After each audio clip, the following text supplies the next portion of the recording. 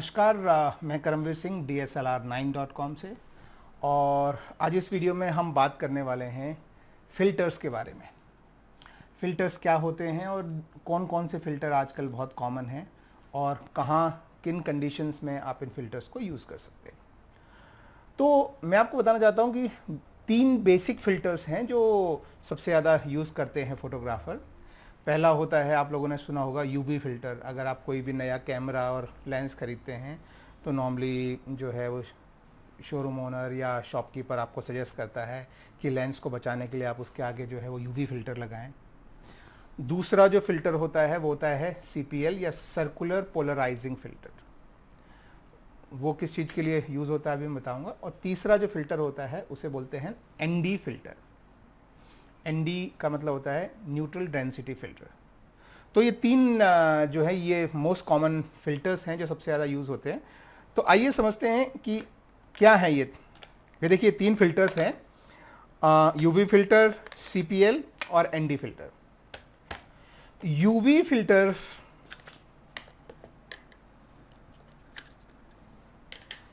ये UV filter है। सबसे पहले एक चीज़ आप समझिए कि हर लेंस का एक अलग साइज़ का फ़िल्टर होता है, थ्रेड होता है। जैसे ये आप देखेंगे तो ये जो UV फ़िल्टर है ये 77 mm थ्रेड पे चलता है, यानी कि ये जो मेरा लेंस है इस पर आपके हर लेंस पे या तो यहाँ सामने, नॉर्मली सामने जो है वो कैनन या सिग्मा में नॉर्मली सामने लिखा रहेगा, या साइड में आपके इस तरह का जो है एक मार्क होता है।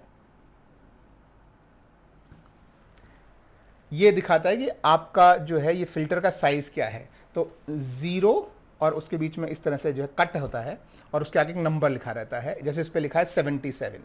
तो ये बताता है कि इसकी जो अंदर इंटरनल थ्रेडिंग है सामने वो कितने mm की है। तो आप जब भी आप एक फ़िल्टर लेंगे तो हर फ़िल्टर का एक साइज़ होता है। जैसे इस पे है 77 mm, इस पे भी आप यहाँ देख सकते हैं 77 mm। तो मेरे ज़्यादातर जो फ़िल्टर हैं वो 77 mm के हैं, लेकिन ज़रूरी नहीं है कि सभी 77 mm हो। जैसे ये निकॉन का 50 mm वाला लेंस है, इसका 58 mm का जो है वो फ़िल्टर है। तो इस पे जो फ़िल्टर जो लगेगा वो 58 mm का लगेगा। ऐसे ही ये सिग्मा का जो है मैक्रो लेंस है, इसका फ़िल्टर साइज़ भी 58 है। तो इसका और इन दोनों का फ़िल्टर साइज़ सेम है। अभी अगर ऐसे हम कोई जो कैनन का लेंस ले लें, अगर जैसे ये कैनन का निफ्टी 50 है, इस पे सामने लिखा है 0/49। तो इस पे जो है 49 mm का थ्रेड है, यानी अगर आपको इसके सामने यहाँ कुछ फ़िल्टर लगाना है तो आपको 49 mm का फ़िल्टर लेना पड़ेगा। तो ये प्लीज़ सबसे इम्पोर्टेंट चीज़ है, ध्यान रखिए कि फ़िल्टर साइज़ आपका क्या है। अगर आपका फ़िल्टर साइज़ अगर आपको नहीं पता है तो आप कोई भी फ़िल्टर जो है नहीं लगा सकते हैं। अब हम बात कर रहे थे UV फ़िल्टर की। तो UV फ़िल्टर का मतलब क्या है? UV stands for ultraviolet filter. क्या इसका कोई कारण है? क्या ये अल्ट्रा वायलेट रेस को काटता है? लोग बोलते हैं, मगर इसका उस तरह से कोई यूज़ नहीं है। क्या आपको ये लगाना चाहिए? तो मैं ये कहूँगा कि ज़्यादातर प्रोफेशनल शूटर्स इसे यूज़ नहीं करते हैं। लोग इसे यूज़ करते हैं अपने लेंस का फ्रंट एलिमेंट जो होता है उसे सेव करने के लिए, क्योंकि आपका जो फ्रंट एलिमेंट जो होता है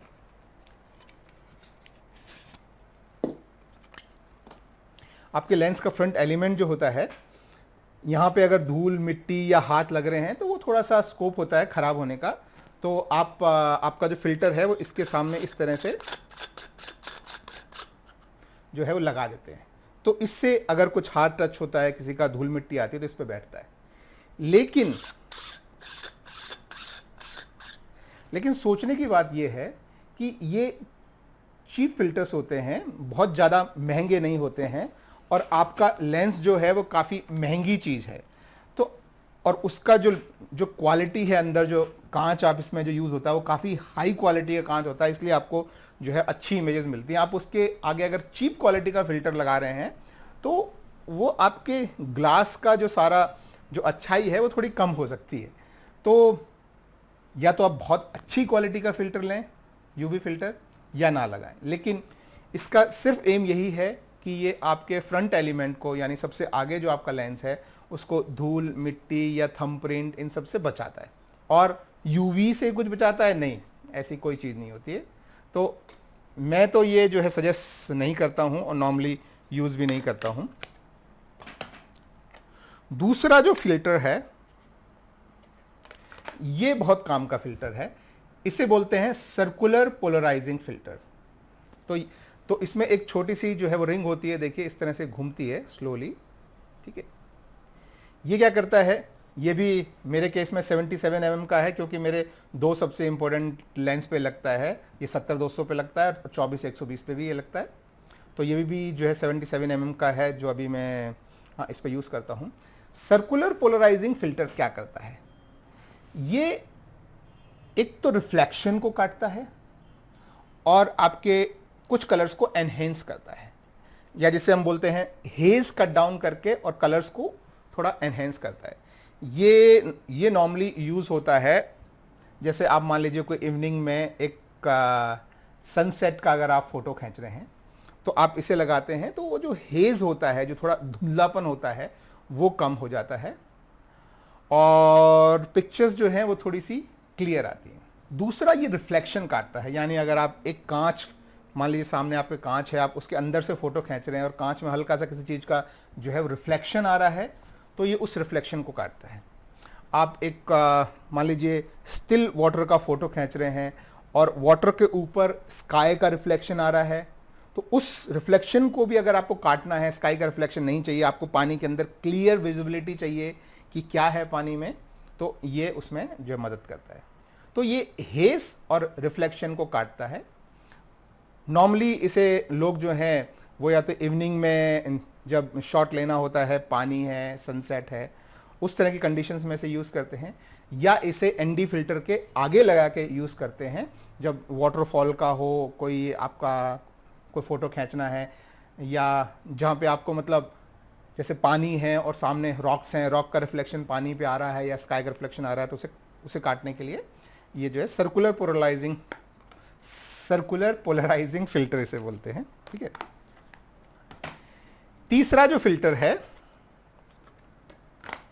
इसे बोलते हैं ND filter, neutral density filter. इस फिल्टर का बहुत ही सिंपल काम है, जैसे हम लोग शेड्स लगाते हैं या काला चश्मा जिसे हम बोलते हैं वो लगाते हैं। तो हम क्यों लगाते हैं काला चश्मा? लाइट ज़्यादा है, हमारी आंखें खराब नहीं हो और हमें थोड़ी कम लाइट चाहिए और सूरज ज़्यादा तेज चमक रहा है। एग्जैक्टली इसी चीज़ के लिए जो है ये एनडी फिल्टर होता है। एनडी फिल्टर अलग अलग तरह के आते हैं। एक एनडी फिल्टर आपको मिलेगा जो 2 स्टॉप लाइट को कट डाउन करेगा, एक मिलेगा आपको 4 स्टॉप कट डाउन का, एक 6 स्टॉप, 8 स्टॉप, या 1 2 3 4, ऐसे हर रेंज में आपको कि आपको कितनी लाइट जो कट डाउन करनी है। पहले उसकी बात करने से पहले हम समझते हैं कि लाइट कट डाउन करनी क्यों पड़ती है। आपने तो हमेशा देखा होगा कि आपको तो हर जगह लाइट ऐड करनी पड़ती है, लाइट कट डाउन क्यों करनी पड़ती है? तो कुछ सिचुएशंस होती हैं जहां पे आपको लॉन्ग एक्सपोजर चाहिए होता है। जैसे मैं आपको एक एग्जांपल देता हूं, मान लीजिए आप बीच पे गए हैं और हवा की वजह से वेव्स आ रही हैं, और लेकिन आपको वो एक स्मूथ जो मिल्की फील वाला जो फोटोग्राफ होता है वो आपको खींचना है कि सारी वेव्स एकदम स्मूथ दिखे, आपको क्रिस्प फोटो नहीं खींचना है। या दूसरा एग्जांपल आप ले लीजिए, कोई वाटरफॉल है, पानी गिर रहा है अलग अलग लेवल से और नीचे आ रहा है, और उसका आपने फोटोग्राफ देखे होंगे कि एकदम ऐसे लगता है दूध जैसे स्मूथ जो पिक्चर आ रहे हैं, वो पिक्चर आते हैं लॉन्ग एक्सपोजर की वजह से। तो आपको उसमें एक्सपोजर लगभग 8 सेकंड, 10 सेकंड, 15 सेकंड, इसके बीच में एक्सपोजर रखना पड़ता है। तो आप ट्राइपॉड पे लगा के अगर इतना ज़्यादा एक्सपोजर जो है रखेंगे तो आपका जो कैमरा है वो पूरी इमेज को वाइड कर देगा। आप अपना ISO कम से कम कर दें, आप अपना जो है अपर्चर वो भी सबसे छोटा कर दें, उसके बावजूद भी अगर आपने 10 सेकंड या 15 सेकंड का एक्सपोजर जो है वो रखा ओपन एनवायरनमेंट में, तो आपकी इमेज ऑलमोस्ट वाइट हो जाती है, मतलब इतनी ज़्यादा लाइट होती है। तो वहाँ पे ज़रूरत होती है लाइट को कम करने की। तो एनडी फिल्टर जो है वो लाइट को कम करने का काम करते हैं। तो जैसे मैंने बताया अलग अलग स्टेप्स में आते हैं। तो या तो आप ऐसे अलग अलग स्टेप के आपको पता नहीं, आप जाएंगे तो हो सकता है आपको 2 स्टेप लाइट काटनी पड़े, हो सकता है 4 स्टेप लाइट काटनी पड़े, हो सकता है बहुत ही ज़्यादा ब्राइट एनवायरनमेंट हो, एकदम बिल्कुल धूप में 6 स्टेप आपको लाइट काटनी पड़े। उससे अच्छा जो ऑप्शन होता है जैसे ये है, इसे बोलते हैं ग्रेजुएटेड नेचुरल डेंसिटी फिल्टर, यानी इसमें भी रिंग है और ये रिंग अगर आप घुमाते हैं तो अलग अलग लेवल तक लाइट करती है। जैसे मान लीजिए यहाँ पे अगर 1 स्टॉप लाइट कट रही है, थोड़ा और घुमाएंगे 2 स्टॉप, 3 स्टॉप, 4 स्टॉप, 5 स्टॉप। तो ये जो है वेरिएबल एनडी फिल्टर भी बोलते हैं, या वेरिएबल मतलब आप देख सकते हैं कि आपको कितनी लाइट काटने की जरूरत है, तो आप उसको वेरी कर सकते हैं। तो ये भी आप अपने लेंस के आगे जो है लगाएंगे और उस कंडीशन में आप देखेंगे कि आपको 10 सेकेंड के एक्सपोजर की जरूरत है, तो आप एक्सपोजर 10 कीजिए, आईएसओ अपना मिनिमाइज कीजिए, आपका जो एपर्चर है वो आप नंबर में बढ़ाएंगे, यानी एपर्चर को छोटा करेंगे। अगर आपको क्रिस्प इमेज चाहिए और आपका कैमरा 22 तक जाता है तो आप नॉर्मली 16 के आसपास, 2 से 16 के बीच में एपर्चर रख के और फिर आप इसे मूव करके अपना एक्सपोजर राइट करेंगे, ठीक है। फिर राइट एक्सपोजर पे आप फोटो खींचेंगे, तब आपको जो है वो 10 सेकेंड का अच्छा फोटो ब्राइट लाइट कंडीशन में मिलेगा। तो ये है वेरिएबल एनडी फिल्टर। तो ये 3 फिल्टर हैं, एनडी फिल्टर लाइट काटता है, पोलराइजर फिल्टर रिफ्लेक्शन काटता है। जैसे कि मैंने आपको बताया, अगर आप किसी झरने का फोटो खींचना है स्मूथ उसमें, तो आप एनडी फिल्टर के आगे जो है वो आप पोलराइजर भी लगा सकते हैं, या पोलराइजर के आगे एनडी लगा सकते हैं। तो आपकी लाइट भी कट डाउन होगी आपको लॉन्ग एक्सपोजर के लिए, और आपका जो रिफ्लेक्शन है पानी का वो भी हट जाएगा। आपकी रॉक्स जो हैं, जो पानी में भीगी हुई हैं, वो एकदम शार्प और क्लियर आएंगी।